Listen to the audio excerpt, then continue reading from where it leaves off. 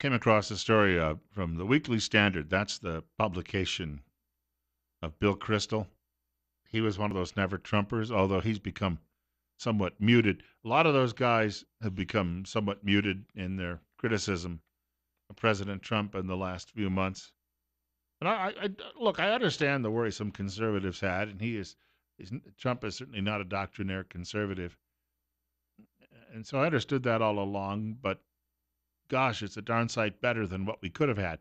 67, it's 9:44. Bill Colley with you on Top Story on News Radio 1310, KLIX, and newsradio1310.com. Telephone number for reaching our program today is 736-0300, 736-0300. There's a story from Weekly Standard, a professor at Duke University. And this man apparently has published a dozen books, and he's taught at some of the most prestigious universities. He's English originally, but at some of the most prestigious universities in that country and in our country. And he was sitting in his office one day when another professor sent out a mass email to all of the professors on campus telling them that they were proposing mandatory diversity training for professors because if professors didn't come, they might say something in a class that might offend somebody. And in fact, the colleague who was trying to put together these mandatory training sessions, which were going to be on Saturdays, and there were going to be several, which meant these professors were going to be giving up parts of their weekends for apparently periods of weeks to maybe even months. There were going to be several of these because the faculty diversity staff felt that most people are born racist. So therefore, if they have these seminars, they'll teach them to overcome the racism they were born with. Apparently, when you come out of the womb, you already come out thinking, I see some black folks over there. When I can learn to walk, I'm going to get them. We're all dastardly white people who think that way, right? So this professor from England was reading all of this, and he responded, and he hit reply to all. I exhort you not to attend this training. Don't waste your time by doing so. It'll be, I predict with confidence, intellectually flaccid. There'll be bromides, cliches, and amen corner rah-rahs in plenty. When, if it gets beyond that, its illiberal roots and totalitarian tendencies will show. Events of this sort are definitively anti-intellectual. Retrainings of intellectuals by bureaucrats and apparatchiks have a long and ignoble history. I hope you'll keep that history in mind as you think about this instance. Should have ended it, right? And you may be thinking, God bless that guy. He's certainly a rarity on campus. Well, did not go over well.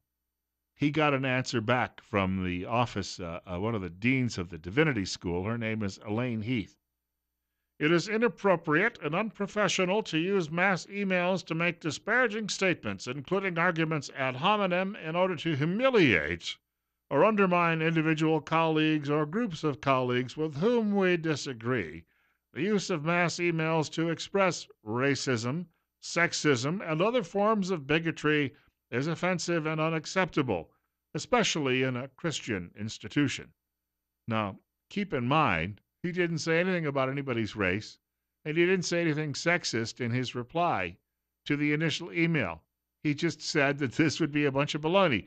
They'd sit around, and people would get up and they would say all the right, as he points out, cliches, and everyone would go, oh, yeah, yeah, oh, yeah, the Klan's bad, yeah, yeah, we need more affirmative action, rah, rah. All he said was it's going to be a bunch of baloney. Well, they said that they were going to have to bring him in for a disciplinary hearing. He's a tenured professor. They were going to bring him in. Her next step, according to a second mass email sent out, was to ask, quote, for an appointment with Griffith in which she'll communicate her expectations for professional conduct at Duke University, unquote. Remember, this is the same university that went out and created its own lynch mob after several members of a fraternity were accused of committing a gang rape, which turned out to be false. But that's okay, you know.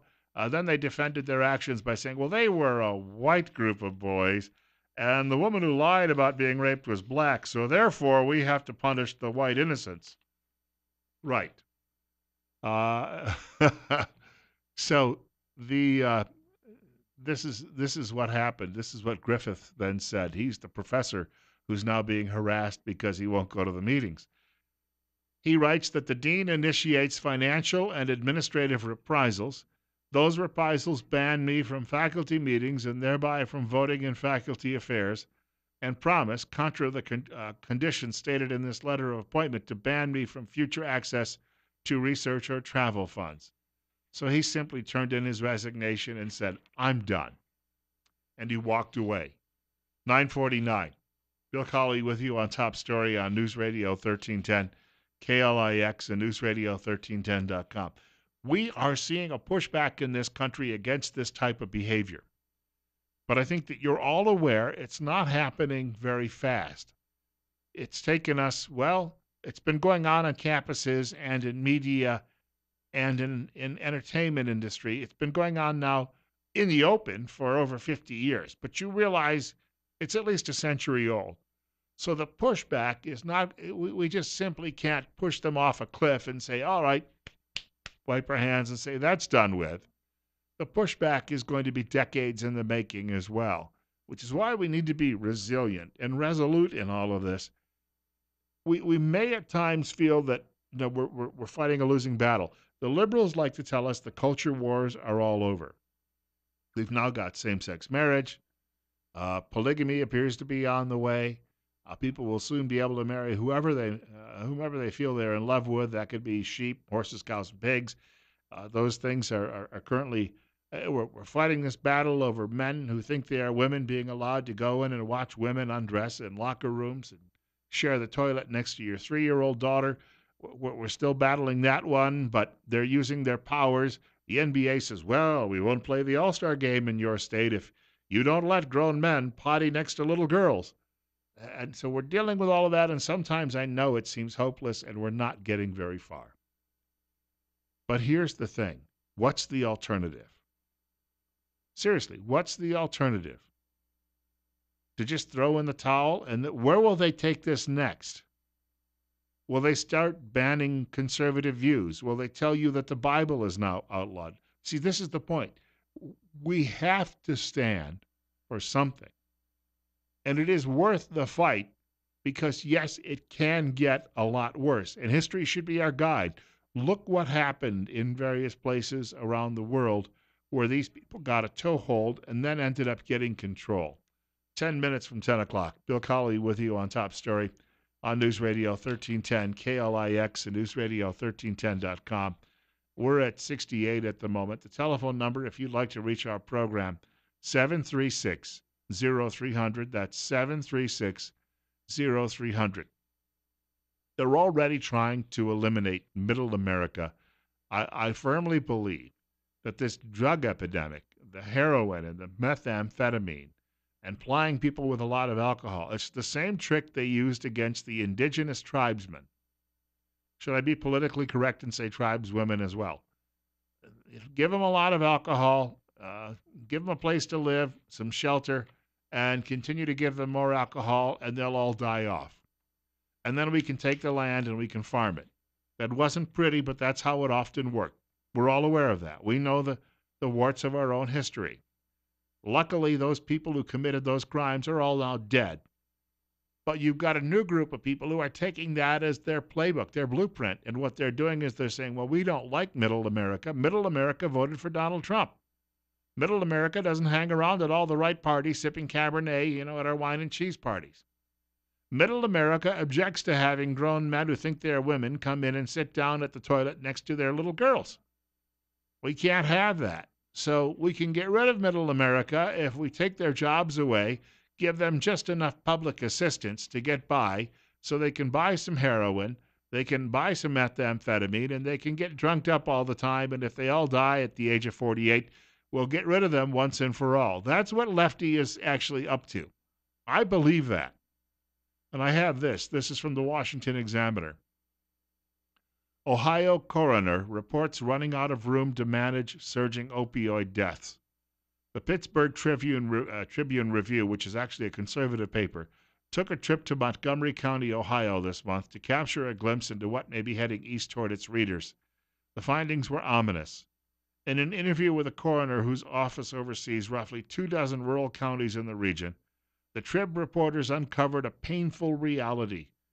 Quote, I'm looking at 2,900 autopsies, 2,000 of them overdoses, unquote, according to Dr. Kent Harshberger. Those are projected totals for this year. Quote, I can't operate at that capacity, unquote. I'm sure what they're going to start doing is saying, well, just toss them into a large pit and bury them.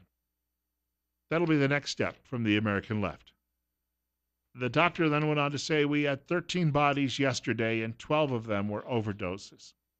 This is the crisis of flyover country in middle America right now that we're struggling with. And we haven't had it quite as bad here, but we've had people in law enforcement and in prosecutors' offices telling us it is there. And it's worse than it was 5 years ago. And it's certainly worse than it was 10 years ago. Like any epidemic, it just continues to spread.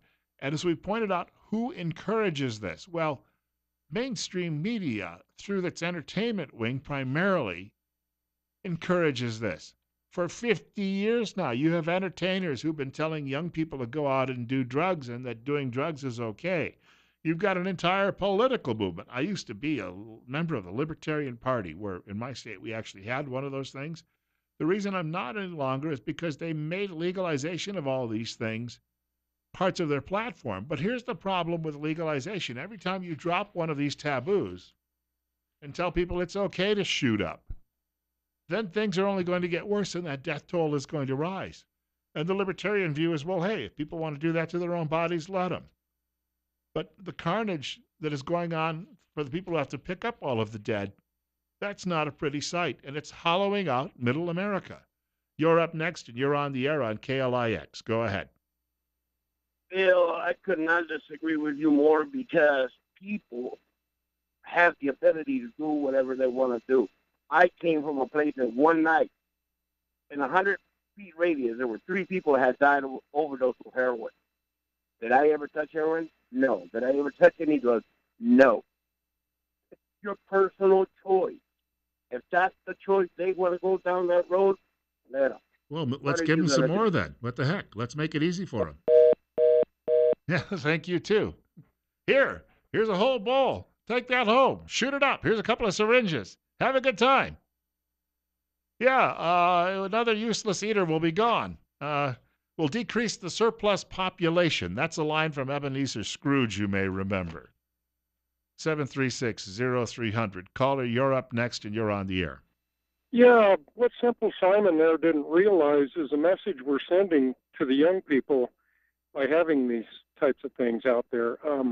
When they see marijuana and everything, it's pretty much dismissed as being safe to use, and that's a message we're sending to them to go ahead and try it. There's no restrictions. There's no adverse effects. Just go ahead and do it. So, thank you, Bill. Well said. Ruth Marcus, and I've mentioned in the past, she's a liberal columnist at the Washington Post, but I actually know Ruth. I know a handful of these people. Ruth admits to having smoked marijuana in college, but she says today as an adult with kids, she thinks it's a terrible idea and that it's another taboo we should not let slide away. You're up next. You're on the air on Top Story on KLIX. Yeah, Bill, this is the first time I've ever called in. I agree with your program probably 98% of the time. You're pretty well accurate on it. Though you was making the comment, you make the comment a lot like we got too much government control, but you turn around and you advocate that, well, we got to stop this alcohol, we got to stop drugs. I didn't say we had to shut off alcohol supplies. I'm just saying that our culture says it's okay, and if we continue to say it's okay, then more people are going to become addicts and kill themselves and ruin their own families. That's true, but when is the point you look and you say, a person has to make some kind of decisions for themselves too. We can't government control. I understand that, but I am not going everybody. to sit here on a daily basis and promote drug use because it's the libertarian way. Absolutely not. No, I'm not advocating it. I'm just saying, trying to give a different perspective of it. Where did I say government has to come in and smash down your doors and tie you up so you don't do it? Well, you've never said that, but well, then thank you. I think I just made my point. we've got to take a break, and I'll be back 22 hours from now to continue this conversation or some others. I do thank you for the input, though. No point. But again, if my neighbor is shooting up, folks, maybe I do want someone to haul him away, because when he needs another fix, he's going to kick down my door and try to take my stuff so he can fence it and then go buy some more, and he may kill me in the process. I could always kill him first, I suppose. But then I immediately would say that he was the victim. I was killing a poor addicted person who had health issues. God willing, and the creek don't rise, I'll be back here tomorrow morning between 8 and 10 o'clock. And Rush Limbaugh is on the way following news at 10 o'clock from Fox. I hope you all have a great day.